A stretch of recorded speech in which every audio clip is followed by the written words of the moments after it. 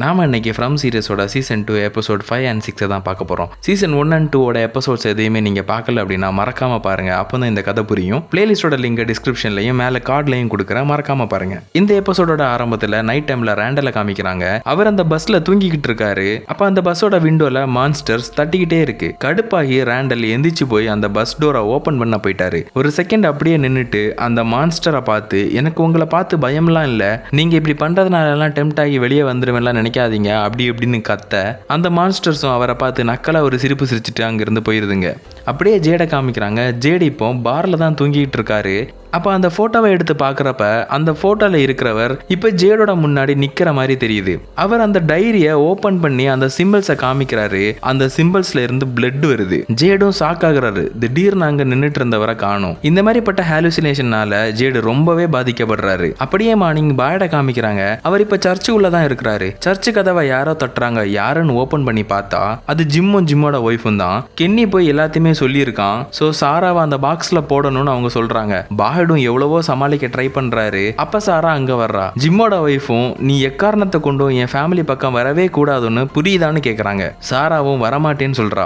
பாய்டும் அவன் நமக்கு தேவைன்னு ஜிம் கிட்ட சொல்ல போறாரு. ஆனா ஜிம் எனக்கு எதுவுமே கேட்க வேண்டாம்னு சொல்லிட்டு அங்க இருந்து போயிடுறாரு. பாய்டும் கடுப்பாகிறாரு. பாய்டு சாரா கிட்ட இங்கேயே லாக் பண்ணிட்டு இப்ப வந்துடுறேன்னு சொல்லிட்டு எங்கேயோ போறாரு. அப்படியே குட்டி பையன் ஈதனை காமிக்கிறாங்க. அவன் ஒரு ரூம்ல டோரை க்ளோஸ் பண்ணிட்டு உள்ள உட்கார்ந்துருக்கான். சாரா திரும்ப ஊருக்கு வந்துட்டான்னு கேட்டதுல இருந்தே பயந்து போய் இருக்கான். என்னென்னமோ சொல்லி எப்படி அவனை கதவை திறக்க வச்சிடறாங்க. வெளியே வந்ததுமே ஈத்தன் நான் சாராவை பார்க்கணும், எனக்கு அவகிட்ட பேசணும்னு சொல்றான். அதே டைம் சாரா அவளும் அவ பிரதரும் இருந்த வீட்டுக்கு போய் பார்க்கறா. அவளோட சில திங்ஸை எடுக்கலாம்னு வந்திருக்கா. ஆனா அங்க ஆல்ரெடி வேற ஒரு கப்பல் இருக்காங்க போல. அவங்க சாராவை பார்த்ததுமே கொலகாரி நீ இங்கெல்லாம் எதுக்கு வர, உன்னோட எல்லா திங்ஸையும் ஸ்டோரேஜ்ல கொடுத்துட்டோம், கென்னியோட அம்மா கிட்ட எல்லாமே கொடுத்தாச்சு, நீ அங்க போய் கேளுன்னு சொல்லி விரட்டி விடுறாங்க. அவளும் அவளோட திங்ஸை எப்படி எடுக்கலாம்னு அந்த ஹோட்டல் முன்னாடி நின்னுகிட்டு இருக்கா. கென்னியும் கரெக்டா ஹோட்டல்ல இருந்து வெளியே போக சரி ஹோட்டலுக்குள்ள போலான்னு நினைக்கிறப்ப அங்க ஈத்தன் வந்து சாரா கிட்ட பேசுறான். அவன் என்ன சொல்றான்னா, சாரா நம்ம எல்லாம் ஃப்ரெண்ட்ஸ்னு நினைச்சேன், ஆனா இப்ப நம்ம ஃப்ரெண்ட்ஸ் இல்ல, நீ காட்டுக்குள்ள ஓடி போன, இப்ப திரும்ப உயிரோட வந்திருக்க. மான்ஸ்டர்ஸ் தான் காட்டுக்குள்ள உயிரோட இருக்கும், மனுஷனால இருக்கவே முடியாது, நீ ஒரு மான்ஸ்டர் சாரா, எனக்கு உன்னை பார்த்து பயம் இல்லைன்னு சொல்ல சாராவும் வருத்தத்தோட ஓகேன்னு சொல்றா. இதெல்லாம் கேட்ட ஜிம் என்னடா நம்ம பையனே இப்படி சொல்லிட்டான்னு சாரா மேல ஒரு சாஃப்ட் கார்னர் வருது. அங்கிருந்து ஜிம்மும் அவரோட பையனும் கிளம்பிடுறாங்க. அதே டைம்ல பாய்டு டோனாவை பார்க்க வந்திருக்காரு. எல்லாத்தையுமே சொல்றாரு, சாராவை பத்தி எல்லாமே சொல்றாரு. அப்ப பாய்டு டோனாவை பார்த்து ஏன் கூட இந்த விஷயத்துல சப்போர்ட்டா நிப்பதானேன்னு கேட்க, டோனாவும் நான் இந்த விஷயத்துல என்ன சொல்லணும்னு நினைக்கிற பாய்ட், நீ தான் அந்த ரூல்ஸை போட்ட, தப்பு பண்ணா அந்த பாக்ஸ்ல போடணும்னு நீ தான் சொன்ன, ஆனா நீயே இப்ப ரூல்ஸை மீறினா எப்படி, நான் இதுல எதுவும் சொல்றதுக்கு இல்ல, கென்னியோட அம்மா இந்த விஷயத்துல என்ன சொல்லுவாங்கன்னு நினைக்கிற பாய்டுன்னு கேட்க, பாய்டு கிட்ட இதுக்கு எந்த ஒரு பதிலுமே இல்ல. அங்க இருந்து அவர் போயிடுறாரு. இப்ப ஜேட காமிக்கிறாங்க. ஜேட அந்த பாருக்குள்ள இருக்கக்கூடிய பாட்டில்ஸ் எல்லாத்தையும் வச்சு அந்த ரவுண்ட் சிம்பிளை பண்ணிக்கிட்டு இருக்காரு. அப்ப விக்டர் அங்க வர்றாரு. விக்டர் என்ன சொல்றாருன்னா, அந்த சிம்பிள்ஸை பத்தின எல்லாத்தையும் சொல்றேன், பட் நீ எனக்கு ஒரு ஹெல்ப் பண்ணணும்னு சொல்லி அந்த வயலினை காமிக்கிறாரு. ஜேட் அழகா அந்த வயலினை பிளே பண்ணி இருப்பார்ல.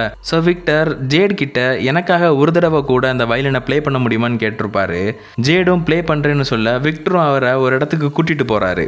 அங்க நிறைய கார் இருக்கு. விக்டரும் எல்லாரும் இறந்ததுக்கு அப்புறம் இந்த கார் எல்லாமே நான் பார்க்க கூடாதுன்னு இங்க கொண்டு வந்து விட்டுருவேன்னு சொல்லி ஒரு கார் கிட்ட வந்து இப்ப நீ பிளே பண்ணுன்னு சொல்றாரு. ஜேடும் என்ன பிளே பண்ணுன்னு கேட்க விக்டரும் அந்த கார் மேல ஏறி உட்கார்ந்து ஸ்டார்ஸ் பத்தி பிளே பண்ணு, ட்விங்க்லிங் ஸ்டார்ஸ் பத்தி பிளே பண்ணுன்னு சொல்றாரு. ஜேடும் புரிஞ்சுக்கிறாரு இது விக்டரோட அம்மாவோட காருன்னு. விக்டர் கிட்ட அம்மாவோட கார் தானான்னு கேட்க விக்டரும் ஆமா, நான் எப்பெல்லாம் பயப்படுறனோ அப்பெல்லாம் என் அம்மா இப்படி என்ன கார் மேல உட்கார வச்சு அந்த ஸ்டார்ஸ் பத்தின சாங்க பிளே பண்ணுவாங்க, எனக்கு பயம் எல்லாம் போயிருன்னு சொல்ல ஜேடும் பிளே பண்றாரு. விக்டர் சந்தோஷமா அதை கேட்டுட்டு இருக்காரு. அப்படியே சாராவை காமிக்கிறாங்க. அவ இப்ப ஹோட்டல் உள்ள வந்திருக்கா. கென்னியோட அம்மாவை பார்த்ததுமே சோரி நான் இங்க வந்திருக்கவே கூடாதுன்னு சொல்லிட்டு வெளியே போக போறா. அப்ப கென்னியோட அம்மா நில்லுன்னு சொல்றாங்க. நீ என்கிட்ட இருந்து அவரை பிரிச்சுட்ட, உன்னை என் பொண்ணு மாதிரி பாத்துக்கிட்டேன், ஆனா என் மனசுல இப்ப நீ வெறுப்ப தந்துட்ட, நீ எதுக்காக இங்க வந்திருக்கேன்னு தெரியும்னு சொல்லி ஸ்டோரேஜ்ல இருக்கிற அவளோட திங்ஸை கொடுக்குறாங்க. அந்த திங்ஸை சாரா எடுக்கிறப்ப இனி இங்க நீ வரவே கூடாதுன்னு சொல்லி அனுப்புறாங்க. சாராவும் எல்லா திங்ஸையும் எடுத்துட்டு போறப்ப அங்க கென்னி வந்துடுறான். அந்த திங்ஸ் இருந்த பாக்ஸை கீழே தட்டுறான். அதுல ஒரு பொம்மை இருக்குது. அதை தான் சாரா முன்னாடியே தேடிக்கிட்டு இருப்பா. அது கீழே விழுந்ததுமே சாரா அதை எடுத்து கையில வச்சுக்கிறா. அந்த பொம்மையை கென்னி பார்த்து அவகிட்ட இருந்து வாங்குறான். வாங்கி இது உனக்கு ரொம்ப முக்கியமா அப்படின்னு சொல்லி கேட்டு அதை உடைச்சிடறான். சாராவுக்கு ரொம்ப கஷ்டமா போயிருது. இனி இந்த ஹோட்டல் பக்கமே வரக்கூடாது புரியுதான்னு கேட்க சாராவும் வரமாட்டேன்னு அழுதுகிட்டே அங்க இருந்து போயிடறா. இப்ப டாக்டரை காமிக்கிறாங்க. டாக்டரை தேடி அந்த பஸ்ல இருந்த பாட்டி வந்திருக்காங்க. அவங்க ஒரு மெடிசனை கொடுக்கறாங்க. பாட்டிக்கு உடம்புல ஏதோ ப்ராப்ளம் போல, இங்க மாட்டிக்கிட்டதுனால டயக்னோசிஸ் பண்ண முடியாது, சோ இனி இந்த மருந்தும் தேவைப்படாதுன்னு கொடுத்துட்டு போறாங்க. கூடவே அந்த பாட்டி சொல்றாங்க, இங்க நடக்கிறத பார்த்தா சீக்கிரம் போய் சேர்ந்துறதே மேல் போல. அந்த சாராவும் இப்ப ஊருக்கு வந்துட்டான்னு சொல்ல டாக்டரும் செம்ம கடுப்பாயி சாராவை பார்க்க போறாங்க. டாக்டரோட லவர் தான் தடுத்து நிப்பாட்டி டாக்டரை சமாதானப்படுத்துறாங்க. டாக்டர் இப்ப கொஞ்சம் சமாதானமாகறாங்க. இப்ப ஜேட காமிக்கிறாங்க. விக்டர் அந்த பிக்சரை பார்த்துட்டு அந்த பிக்சர்ல இருக்கிறவரோட நேம் கிறிஸ்டபர்னு சொல்றாரு. அவர் எங்களெல்லாம் சிரிக்க வச்சாரு, திடீர்னு மாறிட்டாரு. அவருக்கு இந்த சிம்பிள்ஸ் எல்லாம் எப்ப தெரிஞ்சதோ அப்பத்துல இருந்து அவர் சிரிக்கிறதே இல்ல, எங்களையும் சிரிக்க வைக்க மாட்டாரு. திடீர்னு ஒரு நாள் நைட்டு என் அம்மா என்கிட்ட வந்து எங்கேயாவது ஒளிஞ்சிக்கோ, கிறிஸ்டபருக்கு தெரியாத புதிய இடத்துல ஒளிஞ்சிக்கோன்னு சொன்னாங்க. அடுத்த நாள் மார்னிங் வெளியே போய் பார்த்தா எல்லாருமே இறந்து போய் இருந்தாங்க. ஜேடி இங்க நிறைய விஷயங்கள் இருக்கு, அது எல்லாமே நம்மள கெட்ட விஷயங்கள் பண்ண வைக்கணும்னு சொல்லிட்டு அங்க இருந்து போறாரு. ஜிம்மோட ஒய்ஃபை காமிக்கிறாங்க. அவங்க அந்த மான்ஸ்டரோட குகையில இருக்கிறப்ப ஒரு டவரை பார்த்தாங்கல்ல, அதே போலவே அந்த டவரோட எண்ட்லையும் ஒரு டவரை வச்சு அந்த குழந்தைங்களை திரும்ப கூப்பிடுறாங்க. அந்த குழந்தைங்களும் அவங்க கண்ணுக்கு தெரிய ஆரம்பிக்கிறாங்க. அங்குயி அங்குயின்னு சொல்லிக்கிட்டு ஜிம்மோட ஒய்ஃபுக்கு பக்கத்துல வர்றாங்க. ஜிம்மோட ஒய்ஃபையும் தொட அவங்க கீழே விழுந்து கதறாங்க. அந்த இடத்துக்கு ஜேடு வர்றாரு. ஓ மூக்குல பிளட் வருதுன்னு ஜேடு சொல்ல ஜிம்மோட ஒய்ஃபும் இங்க இருந்து குழந்தைகளை பாத்தியான்னு கேக்குறாங்க. ஜேடும் சரிதான் இவளுக்கும் ஹாலுசினேஷன் இருக்கு போலன்னு நினைக்கிறாரு. அதே டைம்ல பாய்ட காமிக்கிறாங்க. பாய்டு கிட்ட ஜிம் வந்து பேசுறாரு. கொஞ்சம் முன்னாடி சாராவை பார்த்தேன், சாராவோட கண்ணுல அந்த சைக்கோ ஃபீல் தெரியல, அதுக்கு பதிலா ஒரு உடஞ்சு போன பாவமான பொண்ணை தான் நான் பார்த்தேன்னு சொல்றாரு. கூடவே அந்த ரேடியோ ஒர்க் ஆச்சு, அதுல ஒரு ஆளோட சவுண்டு கேட்டது, அவருக்கு என்னோட நேம் தெரிஞ்சிருந்ததுன்னு சொல்றாரு. இது ஒருவேளை ஏதாவது ஒரு எக்ஸ்பெரிமெண்டா இருக்கலாம் போல. வேர்ல்டு வார் 2ல கூட இதே போல நிறைய எக்ஸ்பெரிமெண்ட் பண்ணாங்கன்னு சொல்றாரு. ஜிம் பாய்டு கிட்ட நீங்க காட்டுக்குள்ள போனீங்கல்ல என்னாச்சுன்னு சொல்லுங்கன்னு கேட்க பாய்டு எனக்கு ஒரு அர்ஜென்டா ஒரு ஒர்க் இருக்கு அப்புறம் பார்க்கலாம்னு சொல்லிட்டு போறாரு. ஜிம்முக்கும் தெரியுது பாய்டு இதை பத்தி பேச விருப்பப்படலன்னு. அதே டைம்ல ரேண்டல் பஸ்ல இருக்கக்கூடிய 2 சீட்டை எடுத்து பஸ்ஸோட மேல ஏத்திக்கிட்டு இருக்காரு. பாய்டு அதை பார்த்துக்கிட்டே இப்ப ஹோட்டலுக்குள்ள வர்றாரு. கென்னியோட அம்மா கிட்ட நான் உங்க கூட கொஞ்சம் பேசணும்னு சொல்றாரு. பாய்டும் கென்னியோட அம்மா கிட்ட பேசுறாரு. சாராவோட விஷயத்துல உங்களோட டிசிஷன் என்ன? எனக்கு தெரியும் உங்களுக்கு என்னையுமே பிடிக்காது சாராவுக்கு ஹெல்ப் பண்றதுனால, பட் யாரையுமே அந்த பாக்ஸ்ல போட வேண்டாம், நடந்தது நடந்து போச்சுன்னு சொல்லிட்டு இருக்கிறப்பவே கென்னி உள்ள வர்றான். நீங்க ஏன் எங்க இருக்கீங்கன்னு பாய்டு கிட்ட கேட்க பாய்டும் என்கிட்ட பேச டைம் ஒதுக்குனதுக்கு ரொம்ப நன்றின்னு கென்னியோட அம்மா கிட்ட சொல்லிக்கிட்டு அங்க இருந்து போயிடுறாரு. பாய்டு அப்படியே நடந்து சர்ச்சுக்குள்ள போய் பார்த்தா அங்க உட்கார்றதுக்கு வச்சிருந்த சேர் எதுவுமே இல்ல. சர்ச்சே அமைதியா இருக்கு. திடீர்னு அந்த மியூசிக் பாக்ஸ்ல இருக்க மியூசிக் ஓடுது. அங்க ஒரு பொண்ணு பேலே டான்ஸ் ஆடுறா. பாய்டோட கையை பிடிச்சும் ஆட ஆரம்பிக்கிறா. திடீர்னு பார்த்தா அவ வாயில இருந்து புழுவெல்லாம் ஓடுது. பாய்டும் பயப்படுறாரு. பார்த்தா பாய்டு இன்னுமே அந்த ஹோட்டலை விட்டு வெளியே போகல. இது எல்லாமே பாய்டுக்கு வந்த ஒரு ஹாலுசினேஷன் தான். அந்த பொண்ணை பார்த்து பயந்துருப்பார்ல, இங்க நிஜத்துல அவர் பயந்து கீழே விழுந்துட்டாரு. கென்னியும் ஓடி வந்து பாய்டை தூக்குறான். பாய்டும் தண்ணியை குடிச்சிட்டு ஒன்னும் இல்லைன்னு சொல்லிட்டு வெளியே போக ட்ரை பண்றாரு. ஆனா அவரால் முடியல. உடனே கென்னியும் அவர் கூடவே போறான். இப்ப காலனில காமிக்கிறாங்க. அங்க டோனா அவங்க கிட்ட இருக்கிற ஃபுட்ஸ் எல்லாமே எடுத்துக்கிட்டு கென்னியோட அம்மாவோட வீட்டுக்கு போகிறதுக்கு தயாராகிறாங்க. டோனா பாய்டோட பையன் கிட்டையும் ஃபாத்திமா கிட்டையும் நான் இன்னைக்கு நைட் வரமாட்டேன், சோ நீங்க தான் காலனியை பாத்துக்கணும்னு சொல்றாங்க. அப்ப ஃபாத்திமாவும் சாப்பாடு கம்மியா தான் இருக்கு, நம்ம மக்கள் கிட்ட என்ன சொல்லணும்னு கேட்க கொஞ்சம் அட்ஜஸ்ட் பண்ண சொல்லு, சீக்கிரமா வேற ஒரு வழியை பார்க்கலாம்னு சொல்லிட்டு போறாங்க. அதே டைம்ல கென்னி பாய்ட அவரோட இடத்துக்கு கொண்டு விட போறான். அப்படி போறப்ப பாய்டும் இந்த மரத்துல இருக்கிற இலை எல்லாமே கலர் சேஞ்ச் ஆகுது பாத்தியான்னு பேசிட்டு போறப்ப கென்னியும் நீங்க இப்ப ஓகே ஆயிட்டீங்க போல, இனி நீங்களே உங்க இடத்துக்கு போயிருங்க நானும் போயிடுறேன்னு சொல்லிட்டு போறான். அப்போ பாய்டுக்கு திரும்ப கை வலிக்க ஆரம்பிக்குது. கென்னியும் என்னாச்சுன்னு கேக்குறான். பாய்டும் என் கையில ஏதோ புழு மாதிரி அங்கிங்க ஓடுது, சில சமயங்கள்ல அது என் கையில ஊந்து போறத பார்க்க முடியுது, சில சமயங்கள்ல அது ஊந்து போற வலியை மட்டும் தான் என்னால உணர முடியுதுன்னு சொல்றாரு. அப்ப கென்னி பாய்டுக்கு என்னமோ ஆயிட்டோன்னு பார்த்துட்டு இருக்கிறப்ப பாய்டுக்கு அந்த மியூசிக் திரும்ப கேக்குது. அது எங்கிருந்து கேக்குதுன்னு பாக்குறப்ப ஒரு கல்லோட மேல அந்த மியூசிக் பாக்ஸ் இருக்குது. பக்கத்துலயே அங்க இருக்கிற பேஸ்மெண்ட் உள்ளாடி இருந்து அந்த பேலே டான்ஸ் ஆடக்கூடிய பொண்ணு திரும்பவும் வெளியே வர்றா. வந்து பாய்டு பக்கத்துல சிரிச்சிட்டு போறா. பாய்டும் கென்னி கிட்ட அதை பாத்தியான்னு கேக்குறாரு. ஆனா கென்னியோட கண்ணுக்கு எதுவுமே தெரியல. பாய்டும் இது எல்லாமே நமக்கு வர்ற ஹாலுசினேஷன் தான் புரிஞ்சுக்கிறாரு. கென்னி கிட்ட நாம போலாம் நைட்டாக போகுதுன்னு சொல்றாரு. கென்னியும் பாய்டுக்கு என்னமோ ஆயிட்டுன்னு சொல்லி பாய்டோட பின்னாடியே போறான். கென்னியும் பாய்ட கூட்டிக்கிட்டே ஹாஸ்பிட்டலுக்கு வந்திருக்கான். பாய்டு டாக்டர் கிட்ட எல்லாத்தையுமே சொல்றாரு. மார்டின் ஒருத்தனை பார்த்தேன், அவன் தான் என் கையில ஒரு கீரலை போட்டான், அவன் கைய அந்த கீரலை புழுக்கள் மேல வச்சு என் பிளட் இப்போ ஓம் பிளட் ஆயிட்டுன்னு சொன்னா அவன் உடம்புல என்ன இருந்ததோ அது இப்ப என் உடம்புல இருக்கு, புழுவெல்லாம் என் மேல ஊந்து போகுதுன்னு சொல்லி கைய காமிக்கிறாரு. டாக்டரும் பார்த்துட்டு எனக்கு எதுவுமே தெரியல பாய்டுன்னு சொல்றாங்க. பாய்டு நான் சொல்றது மேபி வேடிக்கையா இருக்கலாம், அந்த மார்ட்டினோட உடம்புல இருந்த புழுக்கள் எல்லாம் அவனை சாப்பிட்டே உயிர் வாழ்ந்துகிட்டு இருந்தது, அதுங்க எல்லாம் அவனை சாக கூட விடல, அவன் என்கிட்ட கெஞ்சி கேட்டதெல்லாம் ஒன்னே ஒண்ணுதான், அவனை கொல்ல சொல்லி. அந்த புழுக்கள் எல்லாமே இப்ப என்னோட உடம்புல இருக்கு, ப்ளீஸ் எனக்காக நீ ஒன்னே ஒண்ணு பண்ணுவியா, ஒருவேளை எல்லாமே கைய மீறி போயிட்டுன்னா நீயே என்ன கொன்னுரு, நானும் மார்ட்டினை போல கஷ்டப்பட்டு சாக விரும்பலன்னு சொல்றாரு.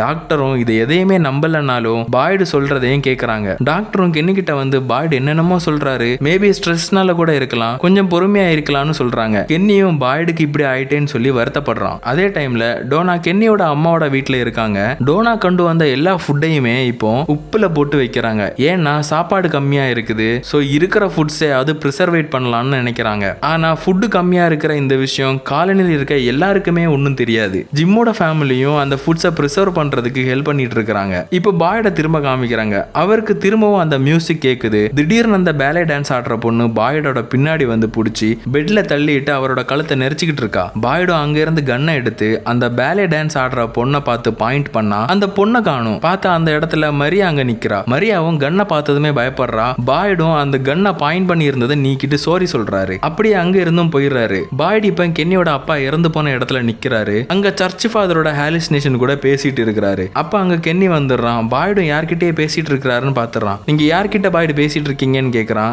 பாய்டும் அப்படிலாம் ஒண்ணு இல்லைன்னு சொல்லிட்டு வெளியே போக ட்ரை பண்றாரு. ஆனா கென்னி டோரை க்ளோஸ் பண்ணிடுறான். நீங்க இங்க தான் இருக்கணும் பாய்டு, உங்களை வெளியே விடுறது சேஃப் இல்ல, மரியா மேல என்ன நடந்துன்னு எல்லாத்தையுமே சொல்லிட்டான்னு சொல்றான். கென்னி திரும்பவும் நீங்க யார்கிட்ட பேசிட்டு இருந்தீங்கன்னு கேட்க பாய்டும் சர்ச் ஃபாதர் கிட்ட தான் பேசிட்டு இருந்தேன், எனக்கு தெரியும் என்ன பார்த்தா மெண்டல் போல இருக்கும், ஆனா காட்டுக்குள்ள போனப்போ எனக்கு என்னமோ ஆச்சு, என் உடம்புல என்னமோ இருக்கு, லாஜிக்கலி இது பாசிபிள் இல்லைன்னு எனக்கு தெரியும், நானும் ரொம்பவே பயந்து போய் தான் இருக்கேன்னு சொல்றாரு. கென்னியும் இதுக்கு என்ன சொல்லணும்னு தெரியாம அப்படியே நிக்கிறான். அப்படியே காலனியில காமிக்கிறாங்க. அங்க டேல்னு ஒருத்தர் கத்திக்கிட்டே இருக்காரு. பாய்டோட பையனும் அந்த இடத்துக்கு வந்து என்னாச்சுன்னு கேக்குறான். அந்த டேல் என்ன சொல்றாருன்னா, புதிய பையன் எல்ஜின் நம்ம கிட்ட இருக்கிற ஃபுட்ஸை திருடிட்டு போறான்னு சொல்றாரு. எல்ஜினும் இல்ல, என் பேக்ல எக்ஸ்ட்ரா இருந்த ஃபுட்டை தான் நான் உள்ள எடுத்து வச்சேன்னு சொல்றான். அந்த டேலும் காலனியில ஃபுட் இல்ல, புயல் வந்தனால எல்லாமே போயிடுச்சுன்னு சொல்றாரு. ஒரு கத்தி எடுத்துட்டு பஸ்ல வந்தவங்கள வெளியே போன்னு சொல்றாரு. அந்த நைட்ல அவங்க எப்படி வெளியே போவாங்க? இப்படியே கத்திய வச்சு அவர் மிரட்டிக்கிட்டு இருக்கிறப்ப பாய்டோட பையனும் அவரை பிடிக்க போறான். அப்படியே தெரியாம டேல் கையில இருந்த கத்திய பாய்டோட பையனோட வயிற்றிலேயே குத்திடுறாரு. எல்லாருமே ஒரு செகண்ட் ஷாக் ஆகுறாங்க. டோனா வேற இப்ப காலனியில இல்ல. அந்த கத்திய பாய்டோட பையனும் அவனோட உடம்புல இருந்து வெளியே எடுக்கிறான். பிளட் நிறைய போக ஆரம்பிக்குது. பிளட் வெளியே போகாம இருக்கிறதுக்காக துணியை வச்செல்லாம் இறுக்கி பிடிச்சிக்கிறாங்க.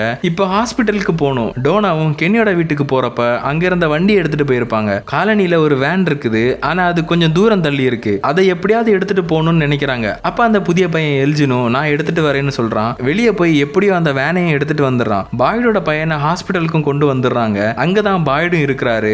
பாய்டோட பையன் மூச்சு விட முடியாம கஷ்டப்படுறான். டாக்டரும் கத்தி வைட்டல் ஆர்கன்ஸ்ல குத்தாததுனால கொஞ்சம் ஈஸியாவே ட்ரீட் பண்ணிடுறாங்க. பாய்டோட பையன் கொஞ்சம் ஸ்டேபிள் ஆயிட்டான். ஆனா என்ன ப்ராப்ளம் அப்படின்னா, அவனுக்கு இப்ப நிறைய பிளட் போனனால பிளட் கொடுக்கணும். பாய்டுக்கும் பாய்டோட பையனுக்கும் சேம் பிளட் குரூப் தான். பாய்டு கிட்ட பிளட் வேணும்னு சொன்னா அவர் தர முடியாதுன்னு சொல்றாரு. அவர் என்ன சொல்றாருன்னா, அவரோட உடம்புல அந்த புழுவெல்லாம் இருக்குது, பிளட்டை கொடுத்தா அவனோட உடம்புக்கு அது போயிரும்னு சொல்றாரு. கென்னியும் கண்ணை காமிச்சு உட்காருங்க பாய்டு, பிளட்டை கொடுங்கன்னு சொல்ல அப்போ பாய்டோட கை வலிக்க ஆரம்பிக்குது. இப்போ மரியாவுக்கு பாய்டோட கையில அந்த புழு அங்கே இங்கேன்னு ஓடி போறது கண்ணுக்கு தெரியுது. உடனே டாக்டர் கிட்டையும் காமிக்கிறா. கென்னியும் பாக்குறான். இப்பதான் எல்லாரும் புரிஞ்சுக்கிறாங்க. பாய்டும் மார்ட்டின் தான் இதை எனக்கு கொடுத்தான்னு சொல்ல கென்னியும் மார்ட்டின் உங்களுக்கு கொடுக்க முடியும் அப்படின்னா கண்டிப்பா இதை இன்னொரு ஆளுக்கு டிரான்ஸ்ஃபர் பண்ண முடியும், அதை எனக்கு நீங்க டிரான்ஸ்ஃபர் பண்ணுங்கன்னு சொல்றான். பாய்டும் இது உடம்புல இருக்கும்போது அது எவ்வளவு பெரிய கஷ்டம்னு உனக்கு தெரியாது, இதை யாருக்காவது கொடுக்கணும் அப்படின்னா என்கிட்ட ஒரு ஐடியா இருக்குன்னு சொல்லி ஹாஸ்பிட்டல்ல விட்டு வெளியே போய் அங்க நிக்கிற ஒரு மான்ஸ்டர் கிட்ட போறாரு.